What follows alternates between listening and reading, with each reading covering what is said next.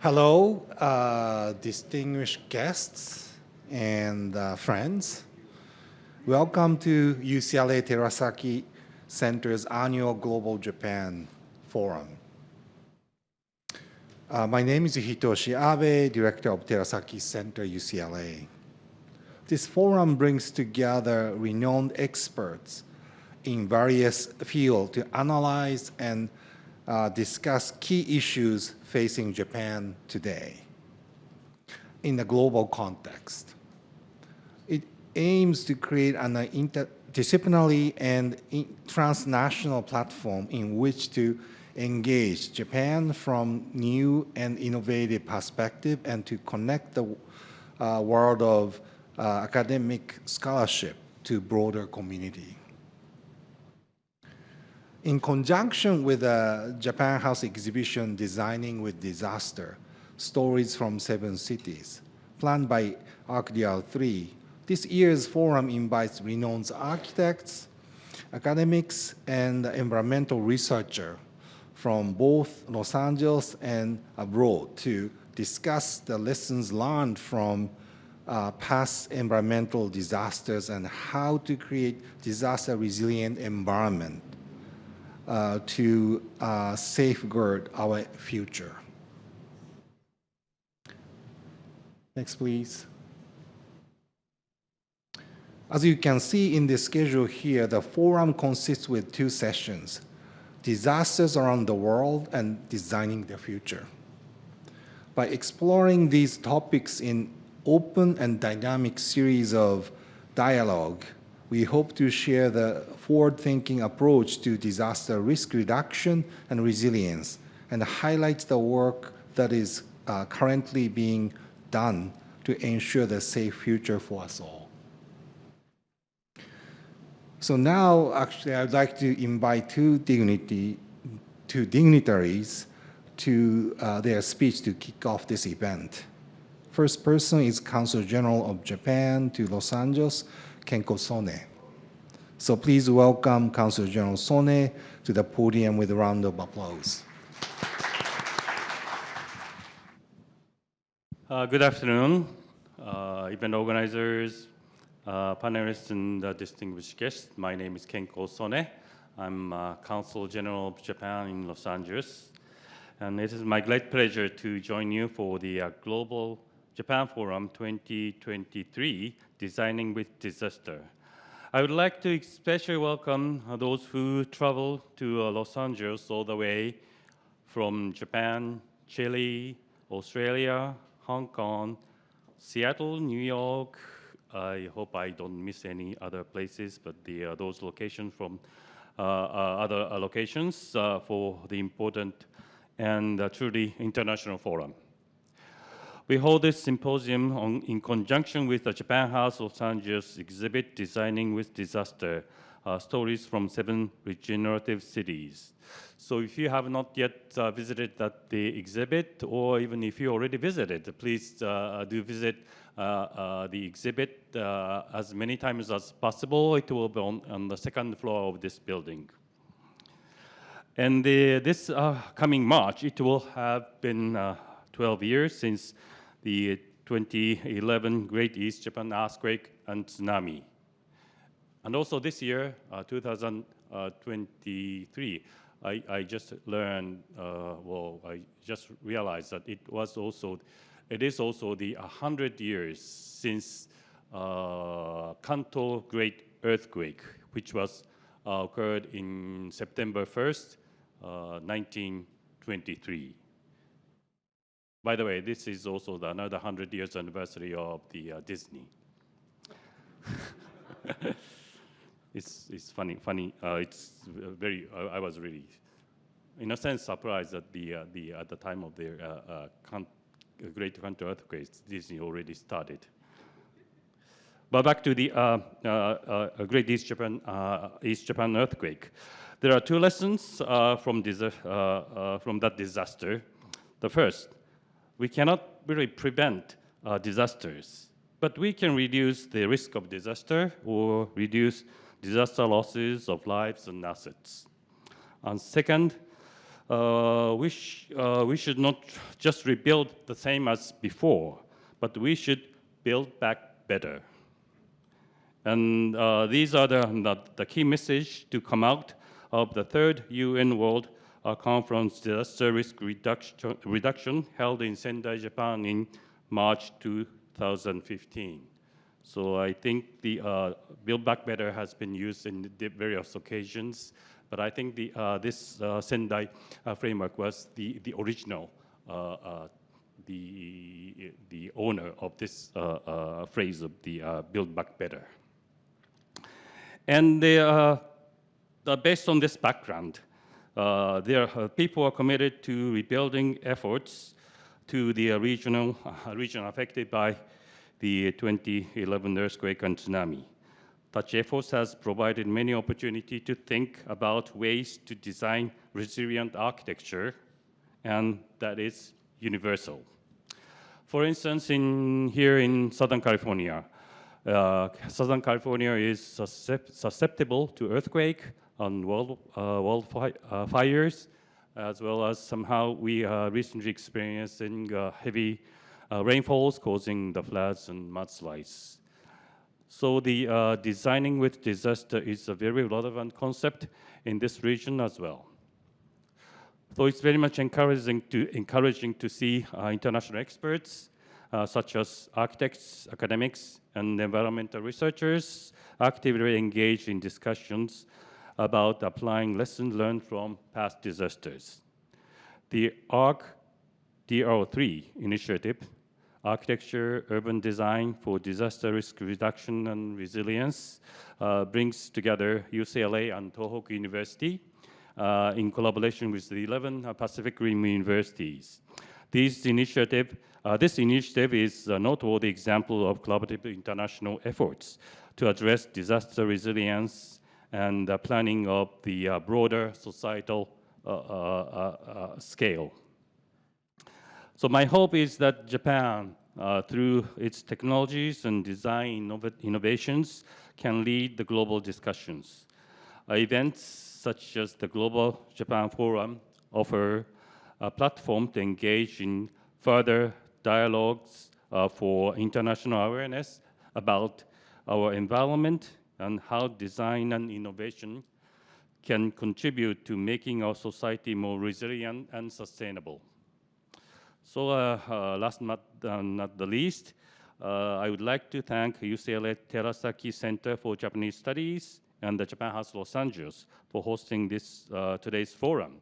And I'm very much looking forward to insight offered by all of the speakers today. Thank you very much. Japan House Los Angeles has been one of the great collaborators for Terasaki Center. And they are the co-host of this event, and of course the host of the exhibition Designing with Disaster, actually happening in the gallery downstairs. So please check it out after this talk. It might be really different before you see this talk. So now I'd like to introduce Yuko Kaifu, President of Japan House Los Angeles. Please welcome her to the podium with a round of applause. Thank you, Hitoshi. I'd like you to give a big round of applause to Hitoshi Abe, UCLA professor, without whom none of this would have happened. So thank you, Hitoshi. Good afternoon, everyone. I wish to thank you so much for joining us in this significant forum co-presented by UCLA Terasaki Center of Japanese Studies and Japan House at Los Angeles. We're very honored to co-host this.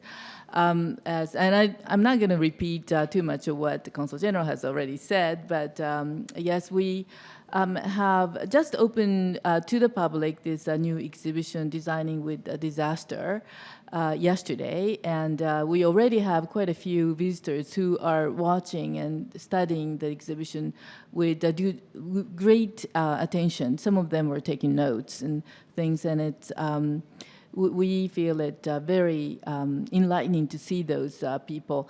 The work has been in progress since 4 years ago or so when Hitoshi came to us and started to discuss about doing this exhibition.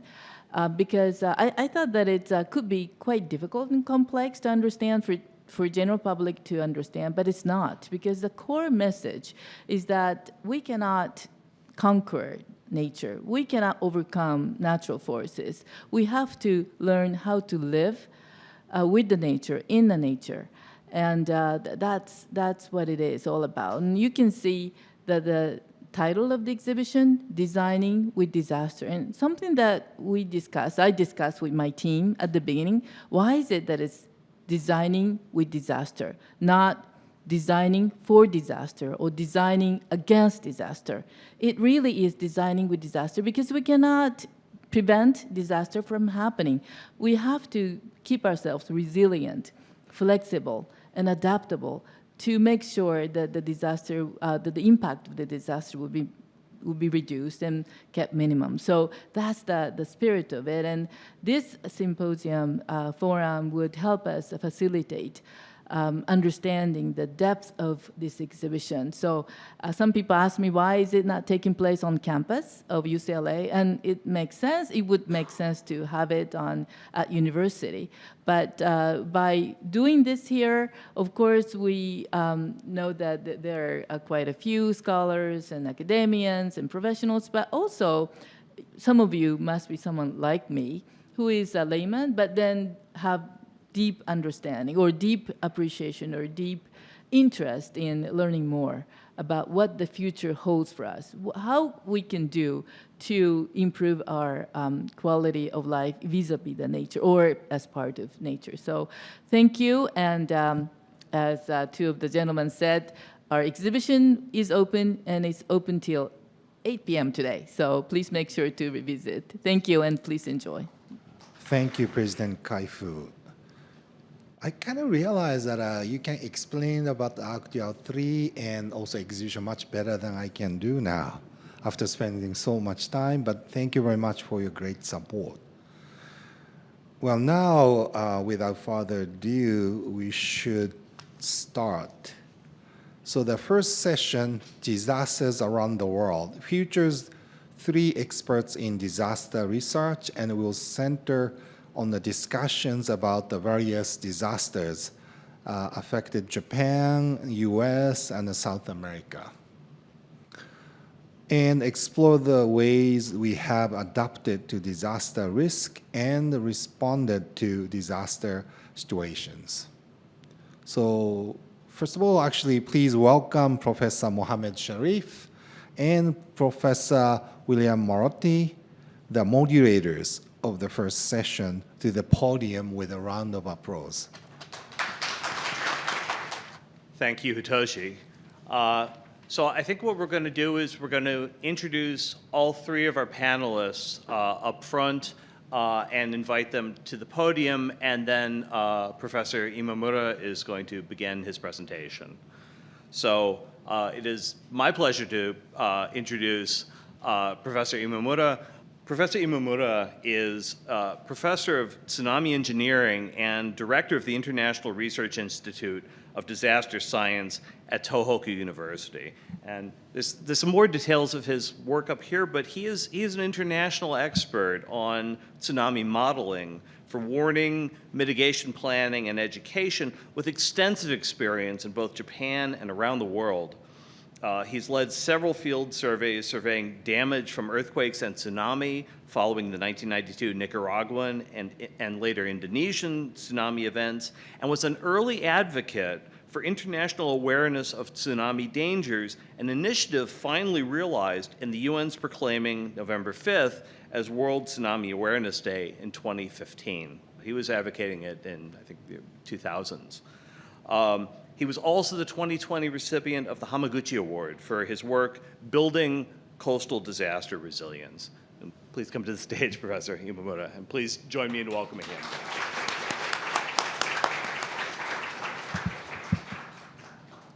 Thank you, Bill. And now it's my great pleasure to introduce the other 2 speakers this afternoon. I'll start with Professor Renato Delancon from the Pontifical Catholic University of Chile, a gentleman with whom I have had a very long Zoom relationship. Great to see you. As your bio reads, you are a professor in Santiago in Chile. You are, were educated both in Chile and at Cornell in Ithaca. You're a Fulbright scholar. You have a German footprint as well at the TU Berlin. At the university in Chile, you teach design studios, building technology, and you're engaged in research, obviously, on multi-hazards, a topic that you'll be speaking to today, and you also serve as the academic deputy director. How you found the time to be here, I have no idea. You've also been a guest faculty in Milan at the Polytechnic and again at the TU in Berlin. Your scholarly work includes environmental design and performance of buildings, and you've published a number of books and essays on these topics, and an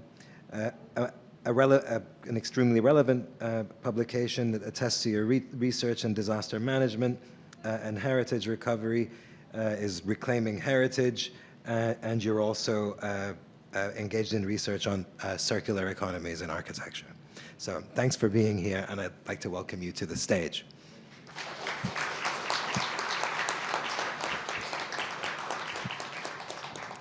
And last for this session, it's an honor to introduce Dr. Jack Cohen, who's a retired U.S. Forest Service researcher, among many things. Dr. Cohen is a fire scientist with expertise in determining how structures ignite during extreme wildfires. You've been involved in wildland fire research since the early 1970s, and you've served at the U.S. Forest Service Fire Labs in Missoula, Montana, and you've served as a research researcher and a research physical scientist at the Fire Sciences Laboratory there. You've also spent time in Macon, Georgia, and Riverside, California, close to here, where at the Riverside Forest Fire Lab, you researched live fuel fire behavior in the California shrublands or the chaparrals. Jack, you have also previously served operationally as a prescribed fire ignition supervisor and fire behavior analyst, things that I think that we secretly all want to do. And for almost 2 decades, you've focused your research on how wildland urban fire disasters occur and how homes ignite. You've been a principal scientist in things like international crown fire modeling experiments in the Northwest Territories, and you currently focus your research on the fire dynamics related to live shrub and tree canopy fire behavior. Welcome. Thank you. Good afternoon. This is Imamura, director of the EDDES at Tohoku University. It was started just after the Tohoku earthquake tsunami in 2012, 1 year after. So it is a great pleasure and honor, and also excited for me to present some story and current situation now in Japan. So before starting my talk by using this slide, remind you that we are living in the ring of fires, many earthquakes, tsunami, volcanoes, so on. So as I mentioned in the beginning this session, we cannot control the disasters, such a variety, but the idea of the Build Back Better, it was adopted in the 2015 Sendai, could including the risk management, could reduce the damages. And then we can live together with harmony. So as you know, Japan had many experiences caused by the natural disasters. So we have some kind of countermeasures. We can divide into the 2 types of the countermeasures. One is the structured. Yes, we have a seawall and breakwater and dike, and also controlling the forest by utilizing some natural function, and especially started in the 1930s, not so old, after the Sanriku earthquake tsunami, and also 1960 by the Chile tsunami, 1960. So, and we have the non-structural measures. It now become more important. Tsunami warning and evacuation drill, or some planning and education and awareness. So when we visit some area in Japan, you can realize many stone memorial, telling us what happened and what do for the next disaster prevention. So this is some activities and countermeasures before the 2011.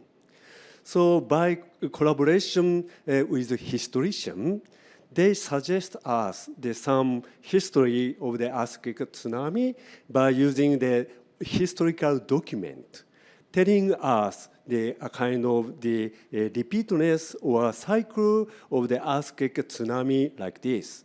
So this is the Sendai and the Tohoku offshore the Pacific Ocean. So you can see some occurrence series of the earthquake tsunami in the north green area. This has occurred 5 times for 400 years. So roughly we can estimate that every 80 years we have the earthquake accompanied by the tsunami, magnitude maybe 8. So next one, only 2 times for 400 years. So low frequency, but larger earthquake and tsunami. So we have some record, and this is very important for risk assessment. But in the time of the 2011, to cover the whole area and extend to the Fukushima, where nuclear plant is located. So we cannot estimate so large earthquake at that time. So let's go back to the 12 years almost in the March 11, 2011. So you can see the epicenter offshore of the Sendai and the Tohoku. You can see the red cross. So epicenter was there, and we expect some kind of earthquake, but magnitude maybe 7.5. Much smaller than the 2011. At the time, 9 was recorded, and still 7th largest in the world. So before this one, we don't have such large earthquake tsunami before. So still aftershock continued. 2 years ago and last year, you can see the memo here. Earthquake continue with magnitude 7. Still, it is big, causing the damage again. So when earthquake happened, the tsunami was generated, and I investigated that area and collected the data and to make a simulation for us to understand what happened. So after the generation, tsunami reached to the coastal area 20 or 30 minutes after. This area is very complicated shoreline, so tsunami easily amplified like this. But in the south, Fukushima attacked to the directly, and in Sendai, it is not tsunami prone area before.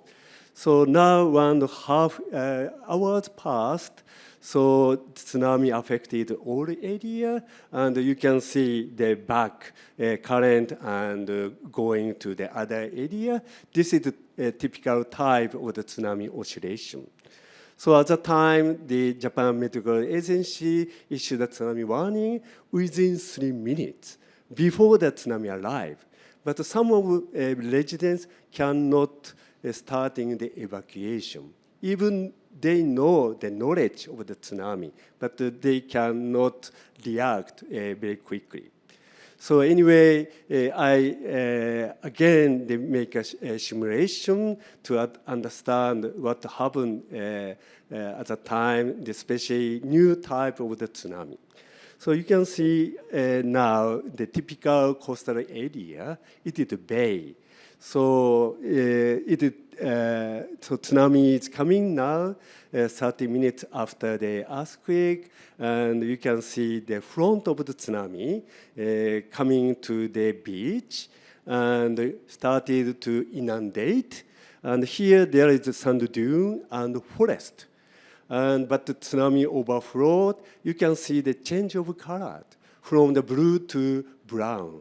So it means the sedimentation, suspended road and mat carried by the tsunami, and erosion happened.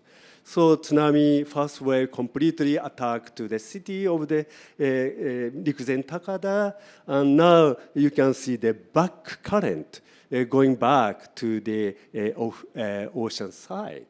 So tsunami repeat, come and back and come back. So you can see again the sedimentation, and you can see the vortex inside, where many people are missing still now. So we cannot stop such large tsunami, but so we are discussing starting what we should improve and what we should do. So this is just briefly an idea of the seawall protect the coastal area. So it's blue line, height of the seawall, but the tsunami was much higher than the seawall. So, but the seawall can reduce the tsunami, but cannot complete.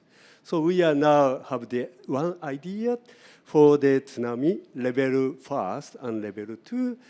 First one is utilize the structure and try to save their life, and also some properties and area fully. But the huge tsunami such 2011 cannot. So we should combine non-structural both, at least to save their lives. So we have the example of the reconstruction at the Sendai. So we introduced some kind of multi-layer function or layers. Just 400 years ago, we have the history of the samurai. So at the time, Datema Samune had a similar damages by the earthquake tsunami, and he promoted the planting the forest, not allow for the people to live. So we followed his idea. Again, we kind of planning to utilize for the next tsunami and so on. This is the planning. So pink area are prohibited area. People cannot. But we can utilize some industrial area or green area for the parking. And we constructed a shelter to save their life. Or we move to the residential area more inside. And some highway are elevated. So as the rule of some dike. So this is just one slide. So 12 years has been passed. So even the people in Tohoku going to forget some kind of experience memory. So now we have the many function or doing, keeping the damaged building to learn something at that time. So we keep the hotel and elementary school along the coast. Now we have more than 50 building and facilities. So when you have the chance to visit the Japan and Tohoku, please explore this area so you can find something different. Yeah, I think. So thank you very much for your attention. Thank you very much. Thank you, Professor Imamura. So we're going to have a discussion, and we'll lead it off with, Mohamed, you want to come up with me too? We have a few questions. First off, I know you've been an advocate for not just the importance of early warning, but also specific warning, that there was a real problem before with the kinds of warnings that people were getting, and now I understand that there's some changes that tell people, for example, you need to evacuate now. But could you say a little bit more about sort of the importance of specificity and warnings? Thank you very much. So in Japan, the tsunami warning started more than 50 years ago after the 1933. It is very essential for us and the people to judge whether or not starting the evacuation. So in the beginning, just we have the kind of quantitative information, just no tsunami or middle type of tsunami and large type of tsunami. But now the technology improving, the monitoring for the earthquake tsunami improving. So we have the quantitative information to the many area with the tsunami height and arrival time. Arrival time is very essential when we should start.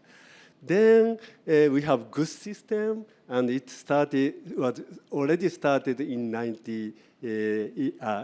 2011. But people cannot react. We have the information about the tsunami arrival time and the height, but we need more specific information. Since we are here, and sometimes we are, I cannot say, this protected by the seawall, sometimes 5-meter height. But when we have the tsunami height of the 3 meters, so it means don't need to evacuate. At the time, in the beginning of the tsunami warning, say only 3 meters, because of the kind of the very, I cannot say, the error of the observation of the earthquake. It was so large. So quantitative data, still we have the technical problem, but so we need new warning directed to us. So since you are here and tsunami will be attacked at the time of the sun and this area, so we need improve, I think. Thank you. I know, too, that some of the reviews of the previous historical tsunamis revealed that some came from actually fairly small earthquakes, but yet generated really dangerous tsunamis, even worse because people weren't expecting something to come from a little tremble. So I imagine that the better instruments and the very much more specific information is a real potential lifesaver in those cases. I had one more question. I'll pass it to Mohamed. You've been involved in issues about green space and their interactions with some of these disasters, whether it was in the Indian Ocean earthquake and also in Japan, where in your slide it noted that some of the arrivals were slowed by a certain green belt that you spoke about, and we've had a whole bunch of atmospheric river-related floods in California of late, and some of the impacts have been very differentiated based on whether or not we lost wetlands and other kinds of things. But could you say something about the green impact? Thank you very much. So the 2004 December 26th. The earthquake occurred in the offshore of the Indonesia, Sumatra, and generate the tsunami. I think it is one of worst tsunami and causing the 300,000 people died without any warning and without any structure and some designing along the coast. So it is. We are very sorry, and we went to there and. We can see the damaged area. But some area are heavily damaged. But the other area, almost same topography, but with vegetation, especially the mangrove. So it reduced the impact. So level of the tsunami inundation are almost same. But the velocity of the tsunami, it means the current, so it means the wave force much less than theirs. So we can realize there's some kind of rule of the forest. Even this is the a kind of easily flow go through, but passing through the forest, some kind of energy dissipation we can observe. So this is applied to the not only tsunami but the storm surge and the river as well. But not perfectly stop. So we have still discussion how we can combine the natural resources and some artificial one. I think. Thank you. Do you want to ask anything? Or? Actually, I'll open it up to see if there's a question from the audience. The triple disaster is the earthquake the first of the triple disasters, and then tsunami, and then what is the third? Third is the fire. Fire? Yes. Okay. And some landslide also occurred. And finally, accident on the Fukushima nuclear plant. It is not a natural disaster, but related with the earthquake tsunami. So still, we are trying to improve our safety level for the very important facilities, such as nuclear plant. So it is a combination and multiple disasters. Okay. Thank you. And one from the back over there. Hello, I enjoyed your presentation. I'm Charles Hayes, Cal State LA, Department of Physics and Astronomy, blah, blah, blah. I'm struck by the design and using the forces to dissipate the energy of the tsunami. That's brilliant in terms of sustainability. But in this audience, I know there are many people in the Los Angeles area who are trying to take lessons learned from what is happening in Japan. I am very lucky to be a resident of Gifu. And so one thing I want to point out with respect to the specific warning, making just a layman's comparison between what happens in Japan versus the United States, when I'm watching the TV in NHK, whatever, and an earthquake happens, within seconds, warnings appear. And the news come on, all programming stops, and that is markedly different without, there are no words to explain the difference between what is being done in Japan compared to the United States and perhaps the rest of the world. So lessons learned. And the collaboration that is being initiated here, I think is key. And so that's all I wanted to say. I will stop. Thank you. Thank you very much. Yeah, but every time after the disaster, we learn a lot and improving ourselves. Otherwise, we cannot reduce the future disasters. Thank you very much for sharing the information. Thank you very much, Professor Yamamura. And I think we'll proceed to the next presentation. I think there's going to be quite a bit more on the subject, so please stand by. Thank you, Bill. Thank you, Professor Yamamura, and welcome, Professor Renato Dalancon.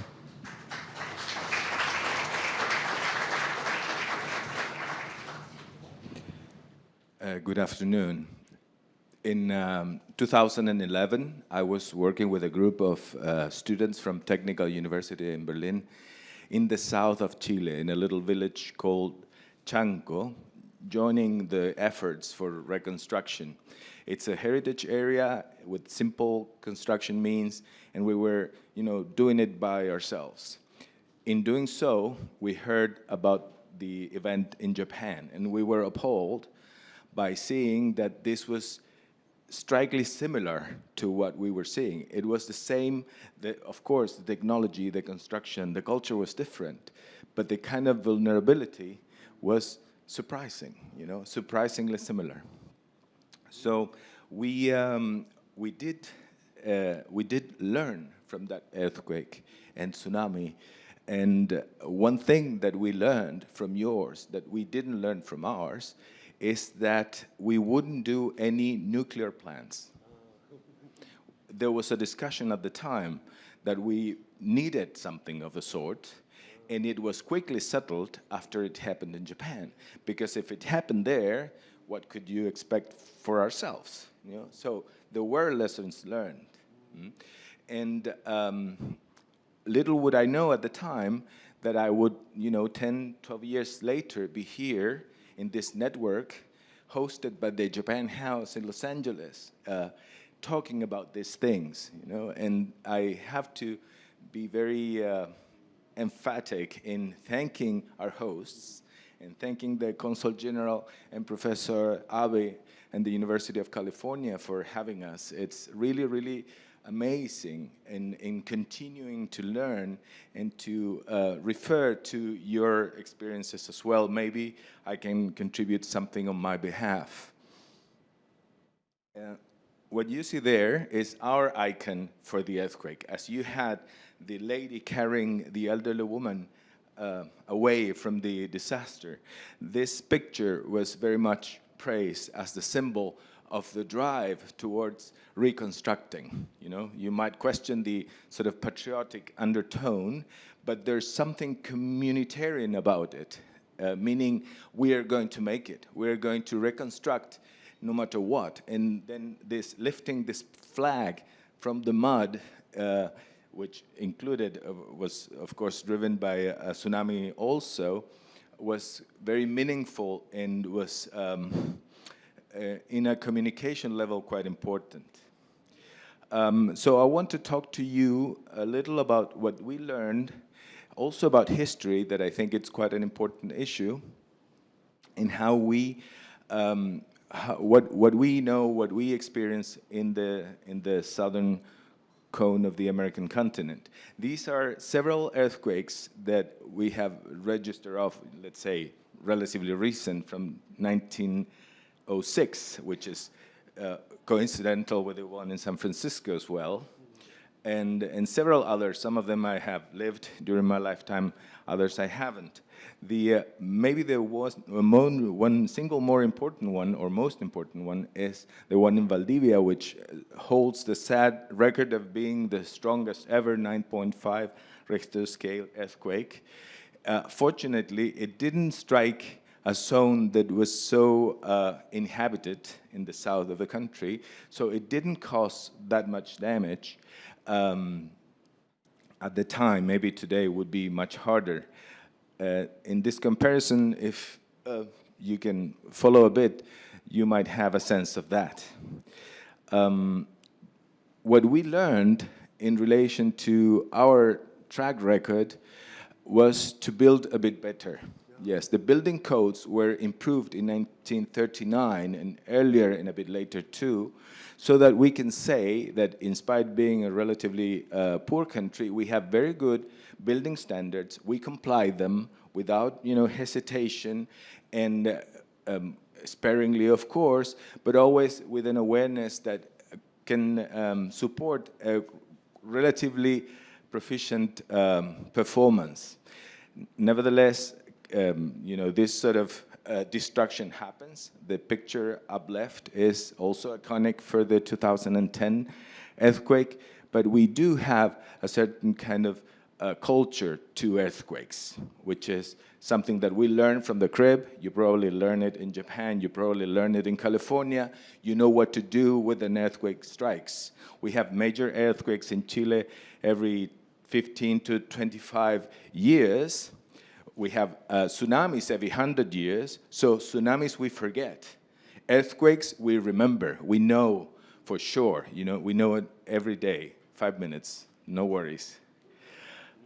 And so I wanted to then open a bit the Zoom to show you that, well, also in other countries as well, we have a variety of catastrophes I wanted to show you, and multiple hazards that we have to deal with a certain control over the vulnerability that we expose to them in order not to turn them into catastrophes, so that we can build and live with them and not against them. So I will try to show you a few of this that we have tried to understand from the perspective of architecture and maybe urban design, as of how do we transition from the catastrophe into the reconstruction area for 2 or 3 of these cases that have commonalities and differences. So we have volcano eruptions as well. We have them all, basically. So I will show you a few. This is one in Chaitén, that, the dust and ash went all the way to Buenos Aires, which is several thousand kilometers northeast, let's say. And this is more or less the transition that the little village of Chaitén suffered, not only because of the ash and smoke, but also because of the melting and the flooding of this sort of river cutting through the little village. The possibility of reconstructing is only this little bluish area in the center, basically 9 blocks.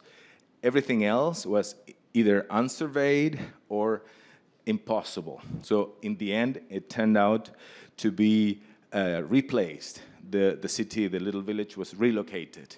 And then we continue to have this. We have them in Calbuco, Yaima, Peyúgue, etc., other localities, and they continue to happen. Some of them have more of a damaging result. Some of them have less. We also have landslides and flash floods.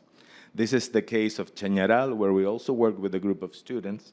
There was, as you can see in the pink area below, that was the danger area as designated by the planning instruments. And this is how the flooding struck along the river, which is rather dry. This is the desertic north of the country, but it went basically right through, caused that kind of damage, and eventually, there it is, that's actually the flood.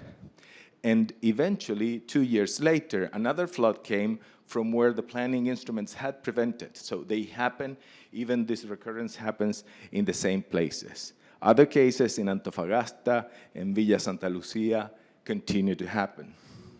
Forest and urban fires that we are going to hear in a second. This is Valparaíso. This is a big city that is something like an amphitheater looking on the sea. Was reached from the upper hills by the fire burning the forest areas that surround the city. So there you can see how these creeks and fire reached the city. This is the emergency situation and the measures being deployed, and eventually the reconstruction. Other cases, Torres del Paine, Santa Olga, etc., continue to happen. So these things happen all the time. They come in all colors and forms. And I could show you several more in this survey we tried to do, but in order to stick to my 10 minutes, I'll keep it there. So we continue to have more often all sorts of disasters caused by multiple hazards, and we deal only very partially, mostly for earthquakes and much less for other hazards. So what do we learn? That these are not exceptions. Of course, you don't see them in the longer run. This is why you need this historical perspective. We know, but we don't know enough, collectively. It's not communicated in sufficient frequency and strength, and it leads us to question the way we develop and the way we deal with our landscape and natural resources. So we need to maintain memory. These images are quite impressive. We've seen those of the tsunami in Japan. These are the ones of the tsunami of 2010. And this needs then to drive us to broaden our seismic and hazard culture from seismic to multi-hazard, and poses a number of challenges of particularly understanding this variety, this diversity in this broad country that is small, maybe economically, but large geographically, with a long band of 4,000 kilometers that includes basically everything and is conveniently seated on a seismic fault, as you probably know. So this is probably the situation in other countries. We need to learn from that, and hopefully I will continue to learn with you as we did previously, and maybe help you understand as well. Thank you. Thank you, Renato. That was incredible.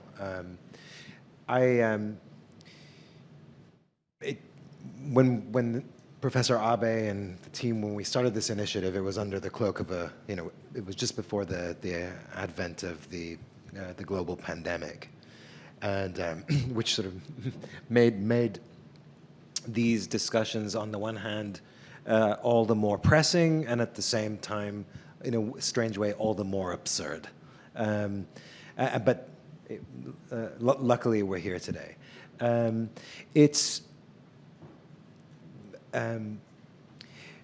Professor Imamura and then Professor Renato Delancon, these presentations are obviously tied together, and this issue of in one of your, I think, penultimate slides, Renato, the local and indigenous knowledge.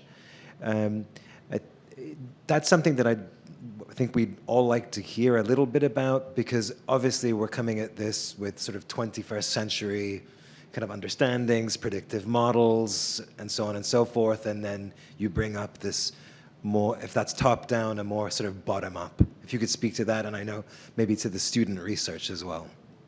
Sure. Yeah, that was a big question opened by the earthquake of 2005 in the north, where also smaller villages of traditional construction were destroyed.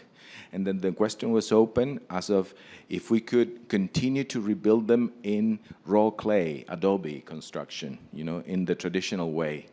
And at the time, it was settled that raw clay was not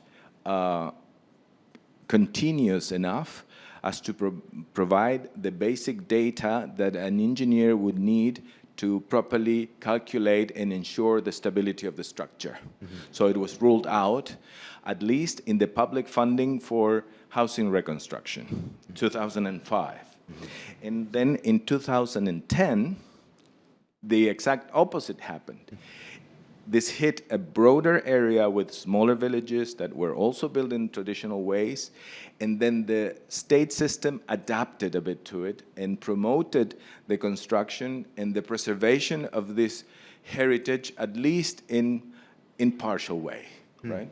So there's this question of time, of course. Earthquakes not only destroy our material heritage in the sense of the capital that there is invested, but also the culture that is invested in our buildings. And this is something that is very dear to architects. So we want to somehow preserve that dimension, and this is a very interesting architectural question. How do we, ensure that these things are safe and sound and 21st century, but at the same time, they somehow encompass this cultural background? Mm-hmm. There is no one answer, mm-hmm. but there's already a big, fat question. Mm-hmm. And just to follow up on that, I'd like to point out to the audience of the 11 participant universities, I would say Chile was the only one where a kind of an explicit design agenda was not on the table. Rather, it was a sort of a bottom-up research agenda where students and professors were kind of learning from the people at street level. Maybe you could speak to that. Well, we have sort of a program in our School of Architecture that is very much design-based and oriented. But at the same time, we want the students to be able not only to solve design problems and challenges, but also to formulate them. In order to formulate them, you need to go a little beyond. We are not scientists, but we need to go and do some research that is relevant to build the foundations of our design project, right? So this is what we were doing in this case. It was a coincidence. It could have been a design studio, but it happened this way, and we thought it appropriate because then we could go and try and formulate these questions with the students. This maybe, hopefully, you can note in the wells. But I think it's very, very important that we build these bridges. I think what Professor Imamura is doing, working with historians, is very relevant because it's not only about, the physics or the geology dimension of the phenomena, but also the history and the recurrence and the, society and community that is embedded into it. Because without this vulnerability, there wouldn't be a disaster. So there's, hazard times vulnerability equals disaster. So this is not as simple as just danger, risk, right? So there's this two-sided thing in the equation that we need to keep in mind, and we were, trying to do that. Wonderful. So we're going to move on to the final speaker and hopefully incorporate audience questions at the end when we wrap up. Dr. Jack Cohen, handing over to you, codename Icarus. My presentation is considerably narrower in its topic, my favorite topic being fire. The title is Wildland Urban Fire Disasters, a Structure Ignition Problem, and you are correct if you assume that by this title I mean that it's not a wildfire problem, which might be counterintuitive to you. And so this presentation is basically to explain and hopefully make you aware of how it is not a wildfire problem with regard to actually dealing with the issue of wildfire and communities burning associated with that. So to begin that,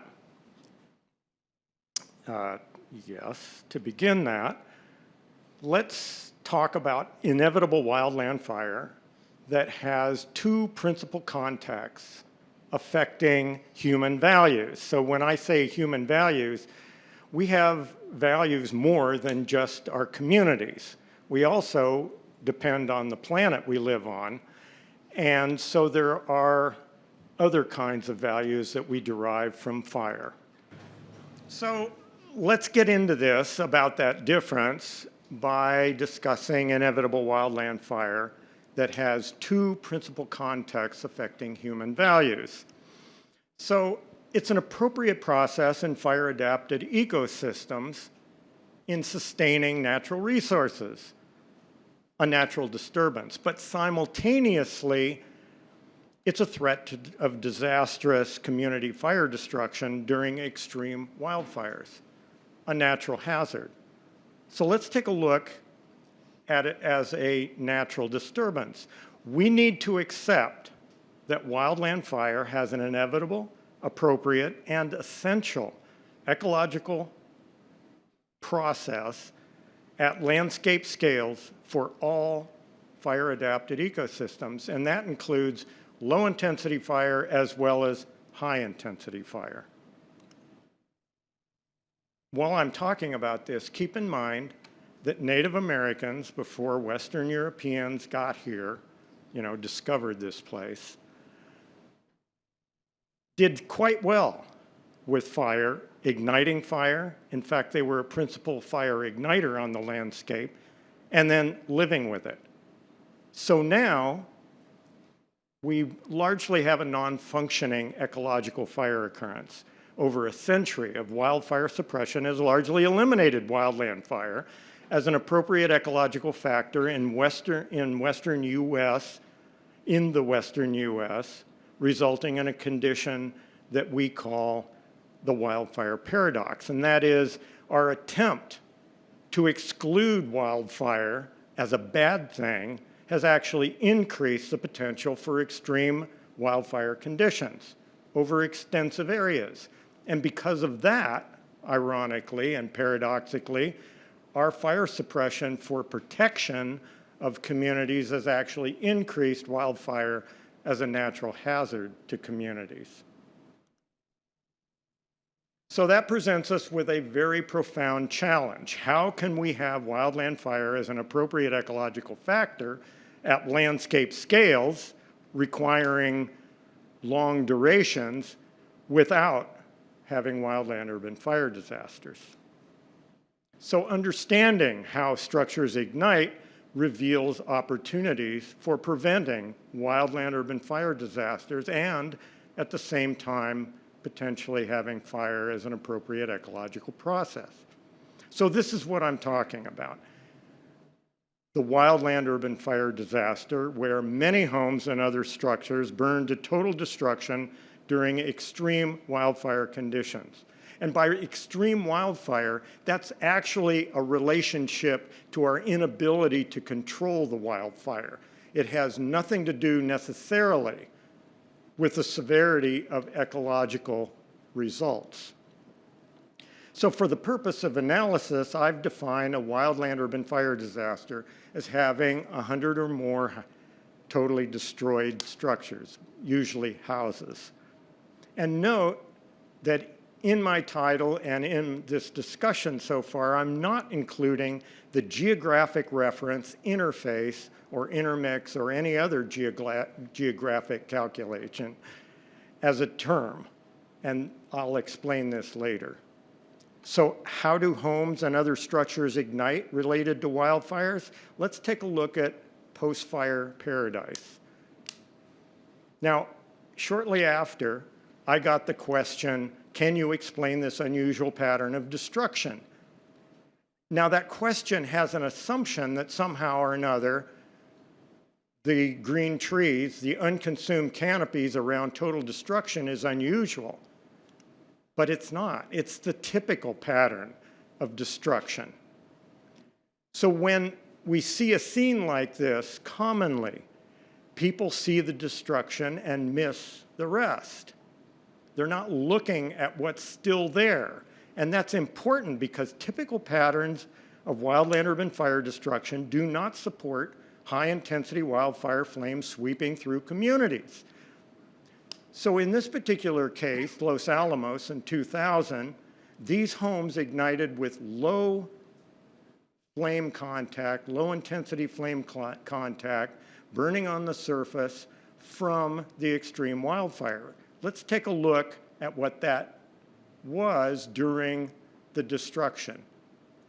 So most homes burned hours after the wildland fire spread past the community. Intense wildfire never spread to the community, particularly to this residential area. And notice that the houses are burning, but not the tree canopies. These homes ignited from lofted burning embers from the wildfire, but the wildfire flames never got to the community while the community burned. So unconsumed tree canopies amid total destruction indicate wildfire flames did not spread through the community, burning trees did not ignite the homes, and ironically, burned trees were ignited from the homes burning. So although initiated by wildfires, wildfires do not spread through communities. Community fuels, structures and vegetation within the community continue the fire spread hours after wildfire influence has ceased. The community burns without the wildfire. So in order to appreciate this, our perspective needs to be grounded in how fire works. We're talking about now a process that can be described by this diagram: fuel, heat, and oxygen, a sufficiency of which is required in order for fire to occur. Now, in this particular scene, the fuel is typically considered the vegetation, and the heat is the other burning vegetation adjacent to it, and in these cases, oxygen is always sufficient. Not necessarily plentiful, but sufficient.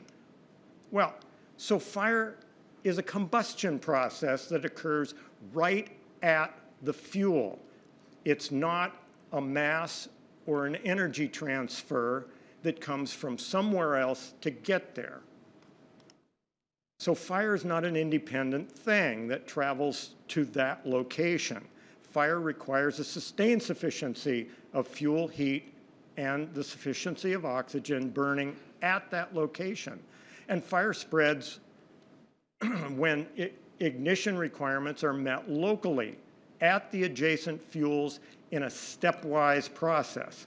We may see it as a continued thing moving along, but it's not. At the scale of the ignition, it is a stepwise process, one distance at a time. So let's take a look at an example. We have a crown fire, a high-intensity fire spreading from right to left. It gets to the first residential street, a gap of about 12 meters, and the requirements for combustion of the trees on the other side of the gap were not met. And yet, for another 2.5 blocks, all the structures burned. Total destruction. How did it happen? Well, it didn't happen from the flames directly.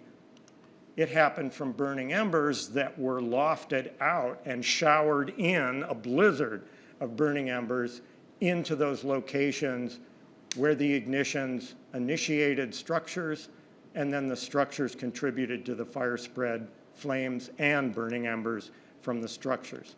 So let's take a look at, let's get a feel for what that looks like. We've got a full-size house inside this laboratory. We've got gutters filled with pine needle debris, plastic, aluminum, and plastic. We have we have debris on the roof. We have debris around the base, vinyl siding, fiber cement, non-flammable, and composition, fiber composition board. Let's take a look.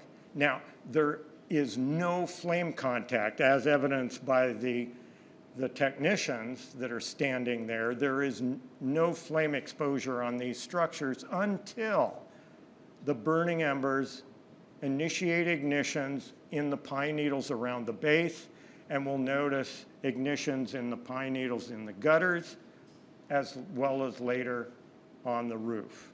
The roof is asphalt composition shingle, which is not highly ignitable and does not spread fire. So what you're looking at here is how it is that we wouldn't necessarily get the wildfire into the community, and yet we can initiate ignitions within the community because of its characteristics, because of its ignition vulnerabilities. What you're seeing there is exactly the vulnerabilities in Paradise, California. So let me move on. So structure ignitions are determined by local ignition conditions at the structure by meeting the requirements for combustion. Structure ignitions are not determined by geographic location, and this is why I dropped the geographic reference of interface. Why? Because creating insufficient fuel and heat local to structures can potentially prevent wildland-urban fire disasters. You don't necessarily have to move out of the geographic classification. So wildland-urban fire is determined by local ignition conditions at the structures in the community. And that changes the context of this diagram, because now we're interested in the fuel being the house, the thing that can ignite, and the heat that's transferred for ignition are due to burning materials on and adjacent to homes and structures, burning embers and other flaming materials. Wildland-urban fire is a structure ignition problem, not a wildfire control problem. Intense simultaneous heating across wide areas of structures does not occur. Local conditions determine home ignitions. So how big is local? Well, so wildland-urban fire research using modeling, computational modeling, experiments both in laboratories and field, and disaster examinations have determined that a home in relation to burning materials within 30 meters principally determine home ignitions during extreme wildfires. And this area is called the home ignition zone, or the HIZ. The HIZ is that area that principally determines structure ignitions. And that means, this is a principal message here, that mitigating structure ignition vulnerabilities in relation to the exposure due to burning embers and the flames of burning materials within 30 meters principally reduces a home's wildfire risk, and collectively an entire community. Total destruction does not indicate high-intensity wildfire exposure. These 4 homes ignited and freely burned to total destruction without available fire protection. So local HIZ conditions were not sufficient for home ignition here, and wildfire suppression was not necessary. In this case, local HIZ conditions were sufficient for home ignition, and structure protection wasn't available. Home ignition vulnerability in relation to burning embers and burning within the HIZ determined these results. So fuel treatment, we often hear about fuel treatment for reducing community wildfire risk, but it's most effective within the HIZs and collectively within the communities, not within the wildlands. So how do wildland-urban fire disasters occur? And this is the logistics issue of potentially changing our approach to how we reduce risk due to wildfire. So let's start with severe fire conditions. And then given an ignition, we end up with extreme wildland fire. And by definition that I gave earlier, wildfire suppression is overwhelmed. Then, given an exposure to ignition vulnerable communities, we initiate numerous simultaneous ignitions that overwhelm structure fire protection. Most homes go without protection. They freely burn to total disaster. Wildland urban fire disasters have only occurred when wildfire suppression and structure protection fails during extreme fire conditions. And the special case, which has become all too frequent, is in high-density residential development where there is an overlapping of potentially numerous home ignition zones, where numerous ownerships are sharing roughly in the same home ignition zone. That doesn't change the physics of ignition and fire, but it certainly changes the social dynamics of responsibility and communitarianism. We end up with an urban conflagration. So extreme wildfire initiates numerous ignitions in a high-density community. The community burns without further wildfire influence well after the wildfire, and this is the result. And what do we need to understand from this? That high-density development not only requires ignition resistance, but it also requires structure-to-structure fire spread resistance to prevent disastrous community fire destruction. So our increased trend, well, let's start with the decade of 1985 to 1994. In that decade, approximately 9,000 houses were destroyed. And now, the decade of 2012 to 2021, 40,000 houses have been totally destroyed. So what's our response? Increased national attention and funding to increase firefighter effectiveness to do what? To reduce wildland urban fire disasters by controlling wildfires. So we're continuing to increase our emergency response capability with these tools, which are the same wildfire control and structure protection approach that has failed to prevent wildland urban fire disasters. So let's go back. Extreme wildfire. The conditions that overwhelm suppression and control, regardless of whether it's continuous conifer forest or whether it's grass and light shrubs. But we can interrupt this sequence if houses don't ignite and burn. At that point, structure protection's not overwhelmed. Most structures, if not all, are protected, and the disaster doesn't occur. But don't take from this that somehow we don't need fire protection. Why? Because ignition resistance isn't fireproof. We live there. By virtue of living there and liking the ambiance, we make it more ignition vulnerable. So ignition resistance eliminates most ignitions, but importantly, ignition resistance enables effective fire suppression, fire protection for structure ignitions that do occur. A structure ignition approach that creates ignition-resistant HIZs and collectively ignition-resistant communities can effectively prevent wildland urban fire disasters. So these homes didn't require wildfire control to survive. Wildland urban fire disasters can most effectively and practically be prevented by creating community ignition resistance, not by attempting to control inevitable extreme wildfire.